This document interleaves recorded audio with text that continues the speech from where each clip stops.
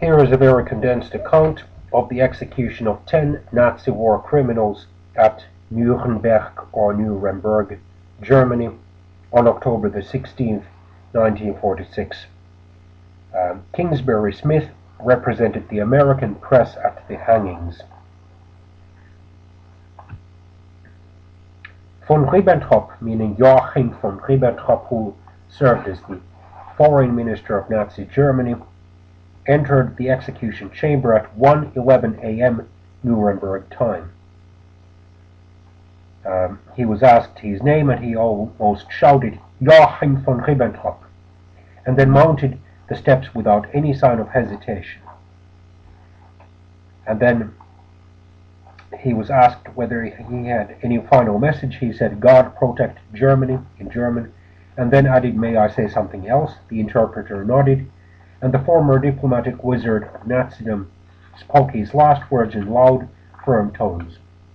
"My last wish is that Germany realize its entity," I believe he meant become united again, "and that an understanding be reached between the East and the West. I wish peace to the world." As the black hood was placed in position on his head, von Ribbentrop looked straight ahead. Then the hangman adjusted the rope, pulled the lever, and von Ribbentrop slipped away to his fate. Field Marshal Wilhelm Keitel entered the execution chamber 2 minutes after the trap had dropped beneath von Ribbentrop. When turned around atop the platform, he looked over the crowd with the iron-jawed haughtiness of a proud Prussian officer. His last words, uttered in a full, clear voice, were translated as, "I call on God Almighty to have mercy on the German people. More than 2 million German soldiers went to their deaths for the fatherland before me. I follow now my sons, all for Germany."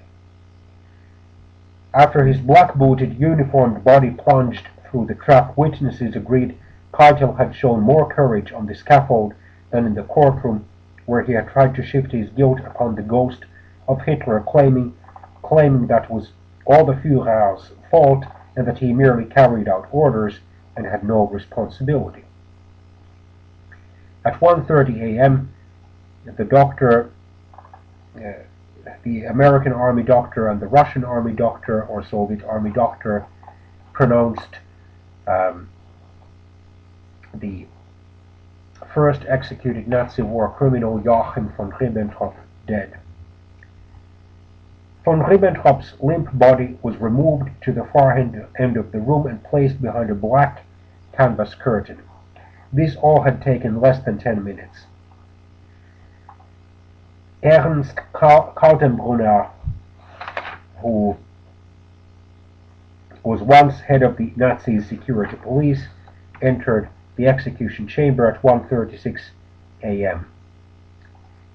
When he was invited to make a last statement, he said, I have loved my German people and my fatherland with a warm heart. I have done my duty by the laws of my people, and I am sorry my people were led this time by men who were not soldiers, and that crimes were committed of which I had no knowledge. This was the man, one of whose agents, Rudolf Höss, confessed at a trial that under Kaltenbrunner's orders he gassed 3 million human beings at the Auschwitz concentration camp.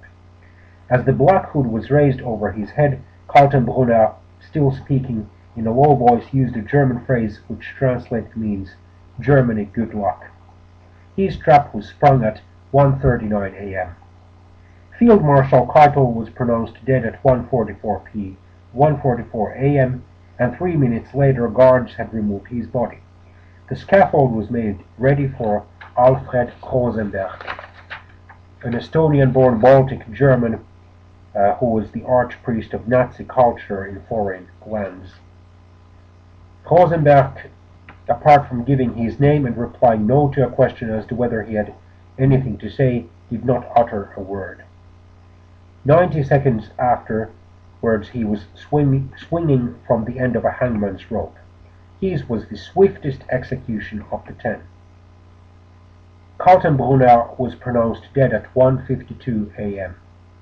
Hans Frank, who had been the Nazi local ruler of Poland, was the only one of the condemned to enter the chamber with a smile on his countenance. He was converted to Roman Catholicism after his arrest, and he gave the appearance of being relieved at the prospect of atoning for his evil deeds, although he was nervous and swallowed frequently. He replied in a low voice that was almost a whisper to the man who asked him if he had any last statement to make. I am thankful for the kind treatment during my captivity, and I ask God to accept me with mercy. Frank closed his eyes and swallowed as the black hood went over his head. Next was executed or hanged the 69-year-old Wilhelm Frick, who was the Nazi interior minister. He entered the execution chamber at 2:05 a.m., 6 minutes after Rosenberg had been pronounced dead. His only words were, "Long live eternal Germany," before he was hooded and dropped through the trap. Julius Streicher, who published the deeply anti-Semitic and pornographic book Der Stürmer, roughly translated as The Attacker, entered the execution chamber at 2:12 a.m. As the guards stopped him at the bottom of the steps for identification formality, he uttered his piercing scream, "Heil Hitler!" And he then yelled his name, Julius Streicher. As he reached the platform, Streicher cried out, "Now it goes to God." He was swung around to face the witnesses and glared at them. Suddenly he screamed, "Purimfest 1946, meaning Purim Feast 1946. Purim is a Jewish holiday celebrated in the spring, commemorating the execution of Haman, ancient persecutor of the Jews in the Persian Empire described in the Old Testament. And when he was asked if he had any last words, he shouted, "The Bolsheviks will hang you one day." When the black hood was raised over his head, Streicher said, "I am with God." As it was being adjusted, Streicher's muffled voice could be heard to say, "Adele, my dear wife." At that instant the trap opened with a loud bang. He went down kicking. Finally the hangman, who had descended from the gallows platform, lifted the black canvas curtain and went inside. Something happened that put a stop to the groans and brought the rope to a standstill. After it was over, I was not in a mood to ask what he did, but I assumed that he had grabbed the swinging body and pulled down on it. We were all of the opinion that Streicher had strangled. Then Frick was pronounced dead at 2:20 a.m. Next, the leader of the slave labor in Nazi Germany, Fritz Sauckel, was brought to the execution chamber. When he was asked if he had any final words, he suddenly screamed, "I am dying innocent. My sentence is unjust. God protect Germany and make Germany great again. Long live Germany. God protect my family." The trap was sprung at 2:26 a.m. Ninth in the procession of death was Alfred Jodl, who was a colonel. His last words were simply, "My greetings to you, my Germany." At 2:34, Jodl plunged into the black hole of the scaffold. He and Sauckel hung together until the latter was pronounced dead 6 minutes later and removed. The Czechoslovak-born Arthur Seyss-Inquart, whom Hitler had made the ruler of the Netherlands and Austria, was the last actor to make his appearance in this unparalleled scene. He entered the execution chamber at 2:38 a.m.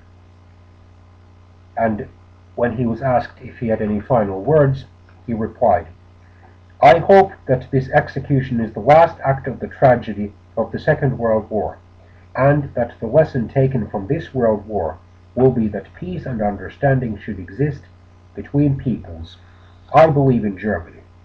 He dropped to death at 2:45 a.m. And then brought in was the corpse of Hermann Göring, who only a few hours earlier had swallowed a cyanide capsule in his cell and had died of the poison. The face of this 20th century freebooting political racketeer was still contorted with the pain of his last agonizing moments and his final gesture of defiance.